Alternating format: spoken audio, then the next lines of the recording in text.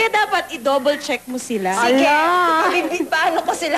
Ay, naku mga ma'am, sa aming pagbabalik, ipagpapatuloy natin ang ating pwede or hindi pwede game. Diyan lamang po kayo. Magsama-sama tayong mga moms!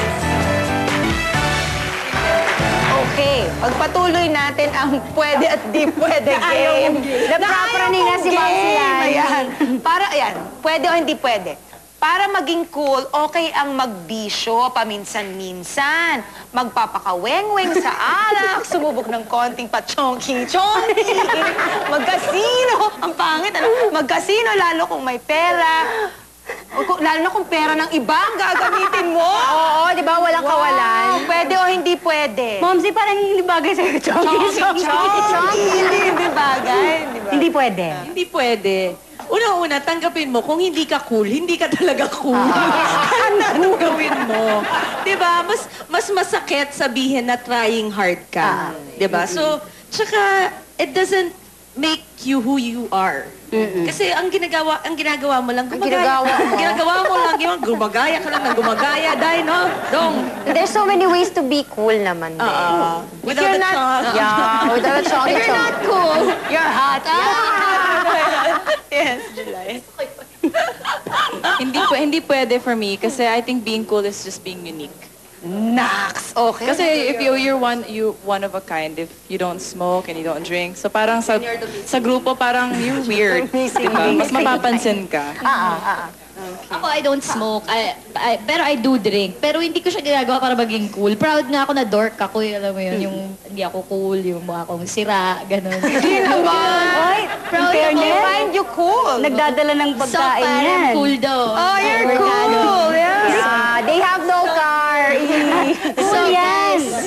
Pag Everybody. bahay mo siya, nagdadala siya ng food sa'yo. Okay, mahilig ako sa magluto. Yun lang yung cool sa akin. Yung iba, dork na. So, para may makain ng pamilya at makatakas sa matinding kahirapan ng buhay, justified ang pagbebenta ng sariling katawan. Pwede or hindi pwede? Ayan.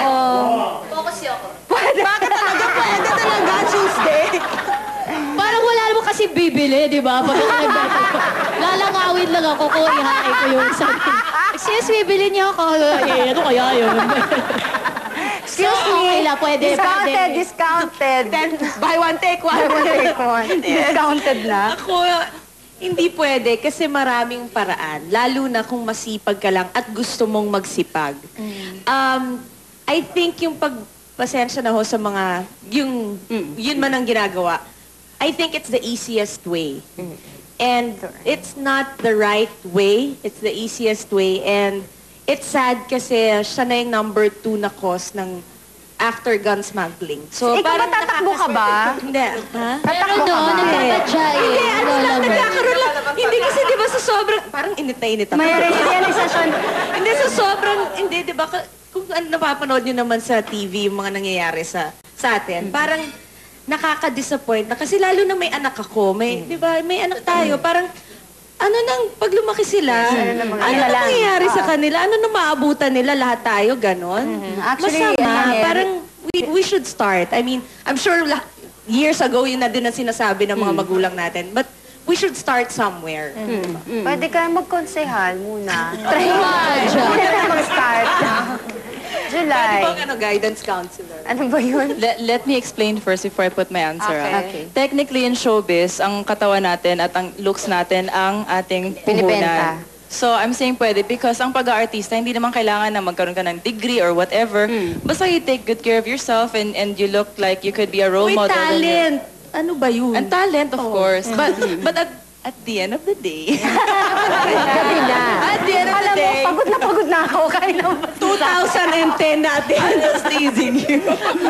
Yes. ayun, you need talent as well. But of course, uunahin mo rin yung Itsura mo. Yung itsura mo kasi syempre yun yung unang papansinin ng tao. So from that aspect lang. Pero no talaga sa mga prostitution and such things. Definitely hindi pwede. So Tuesday hindi na talaga pwede. Pero Tuesday, Pwede nga. Okay lang. Gusto ko lang sabihin na ang prostitution is the oldest profession in the world. As in, lahat from ancient times nangyayari yan. But Tapos hopefully may it can countries, stop. may countries na legal siya. So, ako, personally, hindi ko siya gagawin, pero pwede, di ba? Pwede. Pero sa akin, walang bibili. Okay. Okay, para mas madaling makipaghiwalay sa lalaking hindi ka naman sure kung kayo nga talaga forever, makipag-live-in ka na lang. Pwede o hindi pwede? Live-in ka na lang. Para hindi hassle yung Oo, pakikipaghiwalay. kasi diba, syempre may annulment. And Mahal ang all. annulment. Well, pwede kasi sa akin nangyari yon. Pero, hindi ko sinasabing dahil lang hindi ka sure. May mga pagkakataong you think that is the best for the both of you. Pero, masyado siyang sensitive na topic na parang kung ang susundin mo ay yung nakakarami, hindi siya tama. Masama siya sa Masama siya tingin sa ng tao. paningin ng tao. Pero kung iisipin mo naman din lagi ang sinasabi ng tao, paano ka na lang din mabubuhay para sa sarili mo? So, basically, para siyang kailangan mo siyang, ito ang isang bagay na kailangan mong pag-isipan ng 10,000 beses bago mo gawin. July. Hindi ko naman sinasabing makipag-live-in sa lahat, no? But my point is, before you get into marriage kasi, you have to get to know each other well enough. Sa tingin ko, getting married is just the best part of the cake, the icing. That's the icing of the cake that'll wrap everything up. But everything else kasi, you have to really make sure na you're willing to be there for each other. Pagka gumising yung taong yun, kaya mo ba yung baho ng kinig niya or whatever? And just to see that person, Bob. You know what I mean? You have to be really close with each other and know each other's flaws and accept each other before getting into such things. Sa akin, pwede. Kasi I've always been firm about this. Hindi yung pagli-live-in, it's not for everybody. Hindi Yes. mga tao na marrying kind, meron naman yung live-in kind, ganyan. Tapos, I found that it's effective for me sa setup namin kasi parang, yun, a marriage costs money. So, kailangan, kung gusto mo ng big wedding, kailangan mo pag-ipunan yun. Tapos, hindi naman sa ayaw ninyong gawin yung ceremony and everything kasi para talaga yan sa mga kapamilya mo, lalo na sa magulang. Or specifically para sa nanay mo. Kasi yung umiiyak yung mama mo habang naglalakad ka sa aisle, that's so precious. Yung proud na proud siya sa'yo kasi you're in white. Yung ganun. That's so nice to do and to see.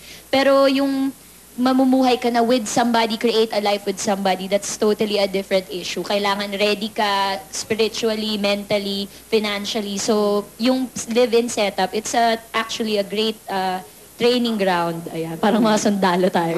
Kasi at the end of the day, gabi na. Antok na tayo niyan. Okay, sa aming pagbabalik, gabi na, hindi. Huling hirit na mga momsies. Huwag kayong alis, magsama-sama tayong mga moms! Okay, huling hirit. Kung merong isang bata na makahuli sa inyo doing a bad thing at ang sabi niya sa inyo, uy, don't do that, that's bad. Ano yung sasagot niya sa kanya?